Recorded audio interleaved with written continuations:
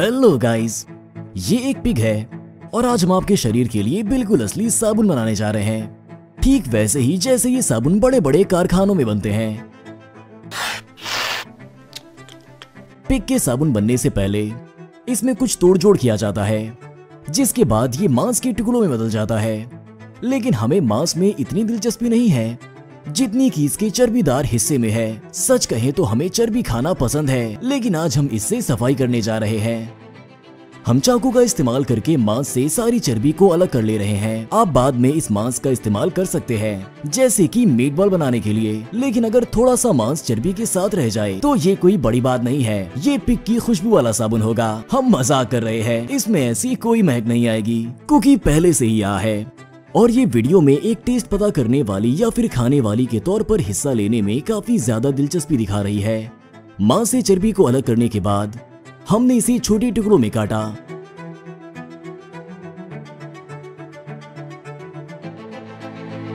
इसमें लगभग 2 किलोग्राम चर्बी निकली है। अब हमें एक मीट ग्राइंडर की जरूरत है, जिसमें हमें इन सभी टुकड़ों को पीसकर कीमा बनाना है। अगर आपके पास मीट ग्राइंडर नहीं है तो आप चर्बी को बहुत छोटे टुकड़ों में काट सकते हैं। हम चर्बी को जितना हो सके उतना ज्यादा बारीक पीस रहे हैं।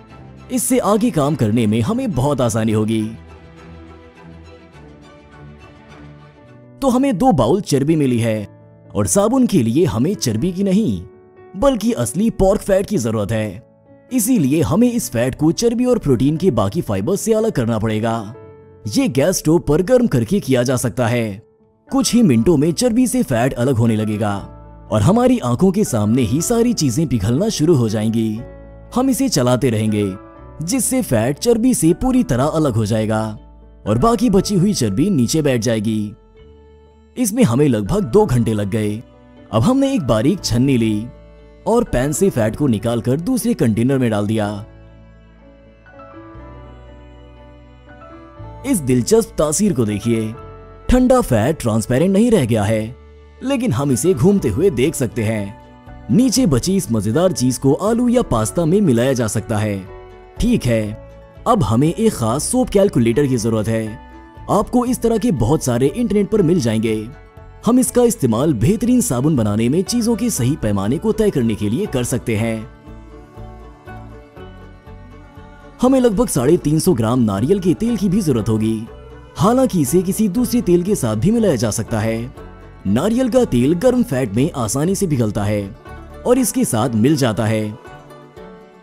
जब सब कुछ ठंडा हो गया तो हमारा मिक्सचर चर्बी में बदल गया। वैसे इसे आसानी से ब्रेड पर लगाकर खाया जा सकता है।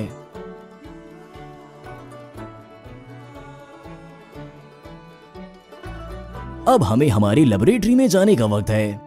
हमने 300 मिलीलीटर पानी डाला और दस्ताने पहन लिए। आखिरकार अब हमें लाई के साथ काम करना है और ये काफी खतरनाक चीज है।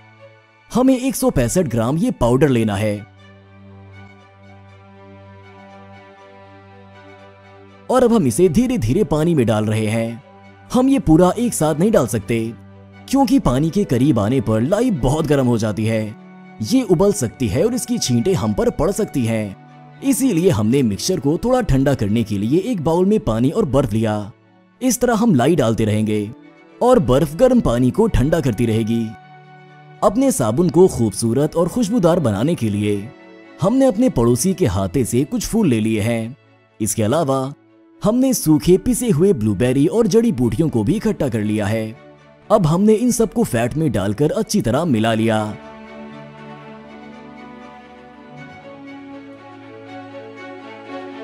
सच कहें तो हमें नहीं लगता कि हम इस तरह की चर्बी से साबुन बना पाएंगे।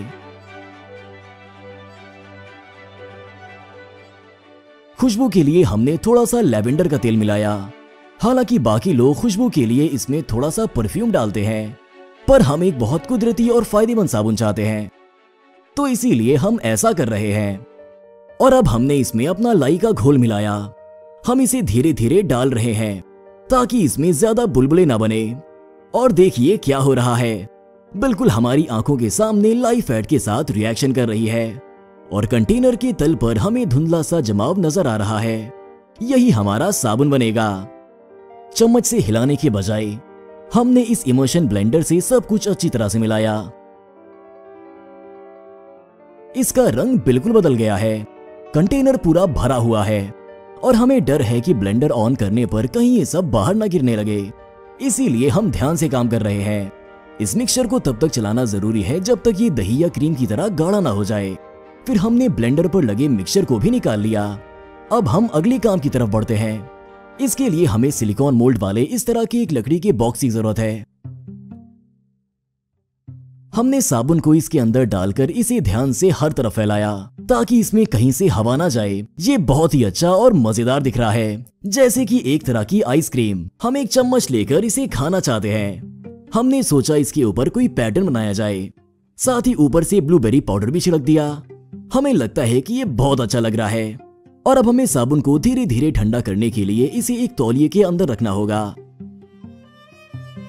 हमने इसे 3 दिनों के लिए ऐसे ही छोड़ दिया ताकि ये अच्छी तरह से सख्त हो जाए। 3 दिन बाद हमने साबुन को सिलिकॉन से बाहर निकाला और जिसमें से साबुन का ये बड़ा सा टुकड़ा बाहर निकला। इसको इस्तेमाल करना शायद थोड़ा मुश्किल होगा। इसमें छोटे छोटे छेद हैं, लेकिन ये कोई बड़ी बात नहीं है। वैसे साबुन को जितने ज्यादा वक्त के लिए रखा जाए इसकी क्वालिटी उतनी ज्यादा बढ़ती जाती है। कुछ लोग अपने साबुन को इस्तेमाल करने से पहले कई सालों तक रखे रहते हैं। अब हमें अपनी इस ब्रिक को टुकड़ों में बांटना है, लेकिन हम इसे चाकू से काटने में डर रहे हैं क्योंकि हम गलती से इसे टेढ़ा मेढ़ा काट सकते हैं या ये टूटकर चूर चूर हो सकते हैं। इसीलिए हमने एक लकड़ी का फ्रेम लिया और इसके एक सिरे को काट दिया। हमने किनारों को बराबर किया और ऐसी एक आरी ली।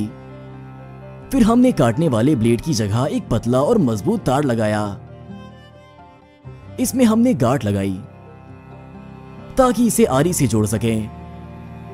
तार को अच्छी तरह से कसना ना भूलें। फिर हमने ब्रिक के किनारे को 2.5 सेंटीमीटर बाहर रखकर इस बॉक्स में रख दिया। यह हमारे साबुन की मोटाई होगी। अब आपको बस बॉक्स के खड़े हिस्से के सहारे तार को दबाना है।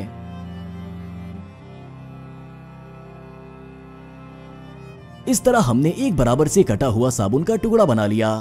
वाह, जरा देखिए कि हमें साबुन के कितने टुकड़े मिले हैं। ये पूरे साल के लिए काफी होना चाहिए। ये ब्रेड के टुकड़ों की तरह दिख रहे हैं और जब हम इन्हें काट रहे तो ये तुरंत रंग बदलकर और गहरे रंग में हो जा रहे हैं। ये बाईं ओर वाला साबुन बिल्कुल ताजा है, इसीलिए ज्यादा पीला है, जबकि दाईं ओर वाला 1 मिनट पहले काटा गया है। साबुन की कंसिस्टेंसी सही है और इसमें बहुत ही अलग तरह की महक है।